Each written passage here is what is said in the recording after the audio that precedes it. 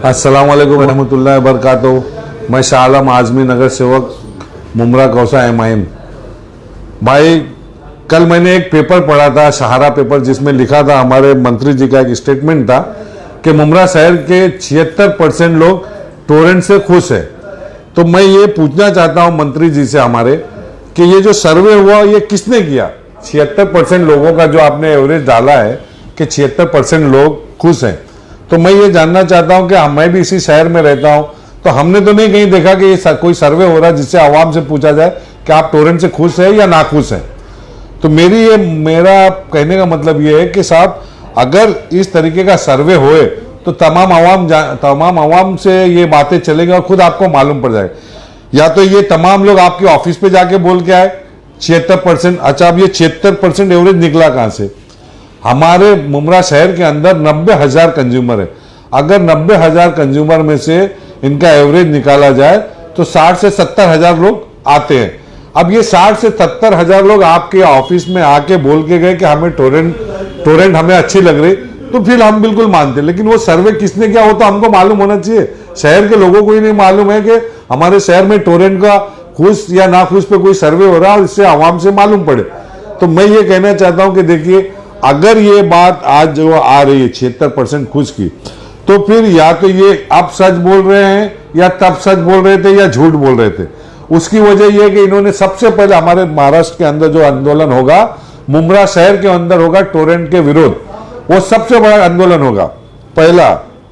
दूसरा ये था कि हम टोरेंट को ताला लगाएंगे हम। और 2019 के इलेक्शन में हमारे आमदार साहब ने खुद अपने स्टेटमेंट में कहा था कि हमारी सरकार अगर आएगी तो हम टोरेंट को भगा देंगे।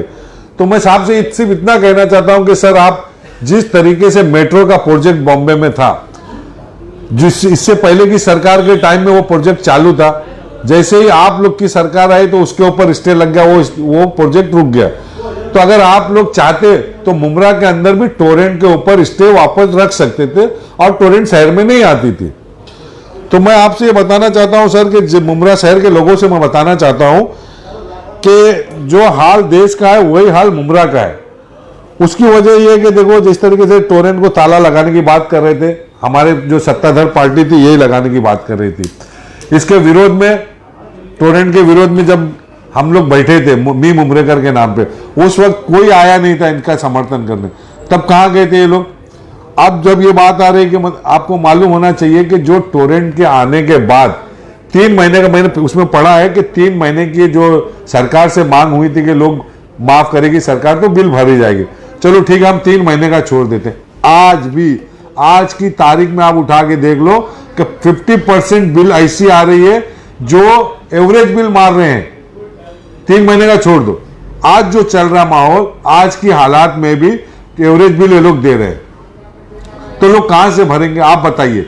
और उसके बाद सबसे बड़ा मसला है कि जब इससे पहले इनकी सरकार थी, जब हमारे इलेक्ट्रिक डिपार्टमेंट के मंत्री थे अजीत दादा पवार साहब, तो हमारे आमदार साहब का स्टेटमेंट खुद था, मैंने सुना था।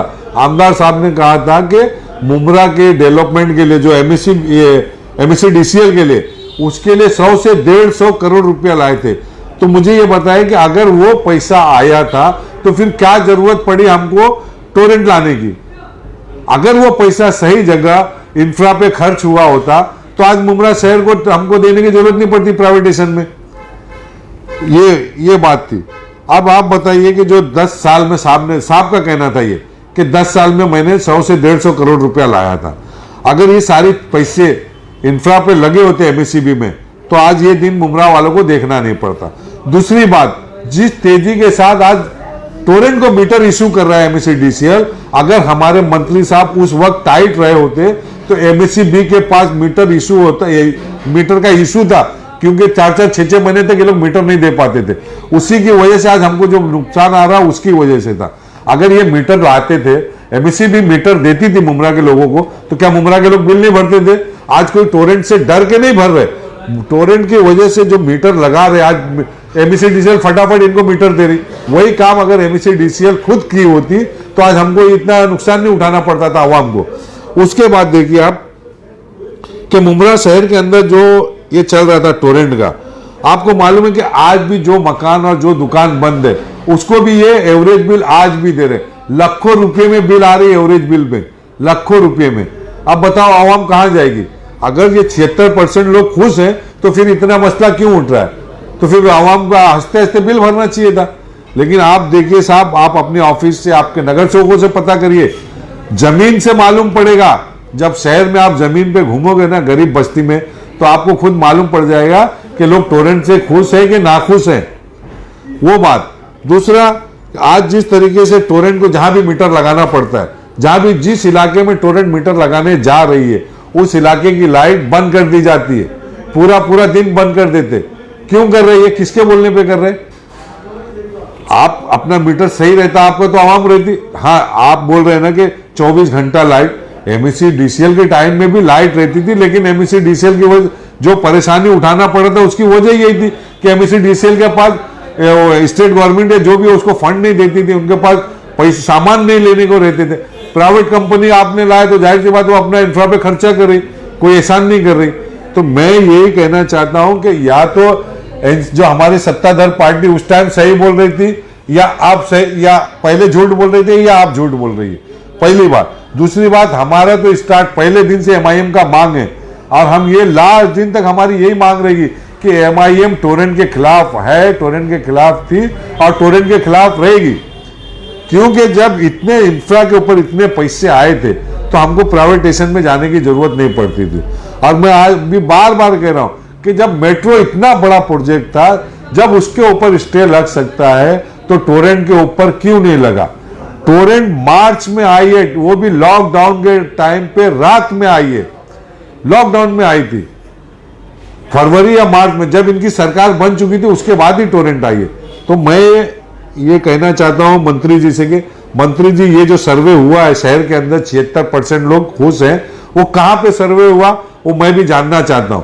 आप मेरे शहर के एमएलए हैं, मेरे वार्ड, मेरे आप मंत्री हैं, तो मैं आपसे ये बोल रहा हूं सर कि अगर ये 76% लोग खुश हैं तो मैं जानना चाहता हूं कि वो 76% लोग कहां पे, मुमरा शहर के हैं? अगर मुमरा शहर के लोग इतना खुश रहते, मुमरा शहर के लोग इतना खुश रहते तो फिर हमको मतलब रोज हमारे पास तो आते कि भाई हमारी बिल आई इतनी हजार, हमारी बिल उतनी आई, तो अब क्या किया जाए साहब आप बताइए। तो मैं शहर के लोगों से ये बताना चाहता हूं कि देखिए, टोरेंट को वापस करना नहीं करना सरकार की जिम्मेदारी है। हम इतना जानते हैं कि हम बिल भरते थे, एमईसी डीसीएल को भी हम बिल भरेंगे, चाहे कोई भी आवे, चाहे एमईसी डीसीएल रहे या कोई भी कंपनी रहती, उससे हमको कोई नाराजगी। हमारा मसला सिर्फ ये है कि आज भी इसका बिल में इतना परेशान हो रहे लोग, बाउंसर खड़े रहते, आप बोलते कि मेरे बोलने से वो सुन लिए। अरे आप जाके देखिए, आपके जो आपके ये जो शमीम खान साहब हैं उनको भेजिए, जो आप शहर को देख रहे हैं तो उनको भेजो एक बार, वो खुद जाके देखेंगे और उनको मालूम पड़ेगा कि शहर के एक नॉर्मल आदमी के तरीके से जाइए, मत बताओ तो फिर देखो आपको कैसा मालूम, कैसा ट्रीट करती है टोरेंट। टोरेंट आज भी उसी तरीके से लोगों से ट्रीट करती है, बाउंसर खड़े करके लाइन में रहो, इधर चल उधर चल भगाते। तो मैं यही कहना चाहता हूं शहर के लोगों को कि देखिए, जो 76% का जो एवरेज आ रहा है वो मेरे समझ में नहीं आ रहा कि 76% लोग कहाँ हैं। क्योंकि अभी साहब के पेपर में, इनके इंटरव्यू में पत्रकार जो थे अनवर सहारा ने एक सवाल किया था, वो सवाल ये था कि आपने कहा था कि टोरेंट हटा देंगे अगर सरकार आएगी, तो आप ही की सरकार है आज, किसी और की सरकार नहीं है। तो अगर आपने खुद मन से कहा था तो आप इसके ऊपर अमल करिए।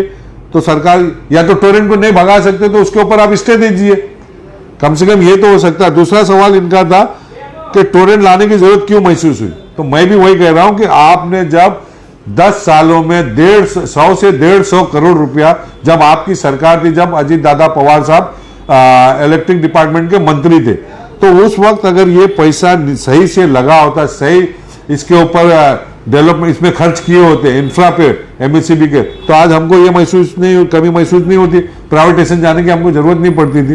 तो मैं शहर के लोगों से बस इतना ही कहना चाहता हूं कि देखिए, शहर जिस तरीके से हमारे देश की हाल है उसी तरीके से हमारे मुमरा शहर की भी हाल है। तो अब जो भी फैसला करना है आने वाले इलेक्शन में इंशाअल्लाह ताला सब मालूम हो जाएगा कि कितने लोग कितने खुश है, कितने नाखुश है। अस्सलाम वालेकुम रहमतुल्लाहि व बरकातुहू।